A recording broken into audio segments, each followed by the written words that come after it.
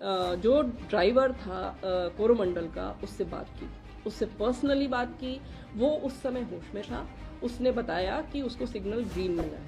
बस इतनी बात हुई है। उसके बाद से उसकी हालत गंभीर है और वो अभी अस्पताल में है, सीरियस है। दूसरी चीज़, जो ट्रेन थी यशवंतपुर एक्सप्रेस, उसका जो टीटी था, उसमें A1 में उसमें जो टीटी था, उससे भी मेरी पर्सनली बात हुई।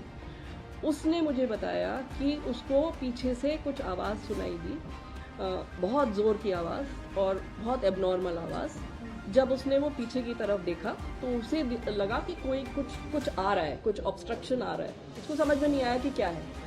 और उसके बाद उसके A1 कोच के पीछे एक और जनरल बोगी थी, उसके बाद एक और जनरल बोगी थी और लास्ट वो गार्ड का डिब्बा था।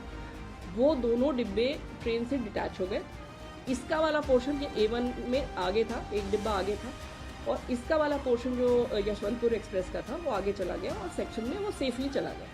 लेकिन इसके पीछे ये जो दो डिब्बे हिट हुए, जिसकी उसको आवाज़ सुनाई दी और उसको समझ में नहीं आया कि क्या हो रहा है, वो डिब्बे पटरी से फिक गए। सो ये है एक टीटी से जानकारी, first hand information that I have. So that is what happened to the Yeshwantpur. Our staff, let me tell you, and जो गार्ड था, ये जो आयरन ओर की ट्रेन थी, उससे भी मेरी बात हुई। वो it is providential that his life was saved, क्योंकि रेलवे का नियम है कि अगर कोई भी मालगाड़ी कहीं पे खड़ी है थोड़ी देर के लिए, तो उसका गार्ड, उसका ड्राइवर, उनकी जिम्मेदारी है कि ये गाड़ी सेफ है। तो वो लोग उतर के उस गाड़ी की जांच करते हैं। तो वो जो है गार्ड उस समय उतरा हुआ था और वो उतर के ट्रेन की जांच कर रहा था।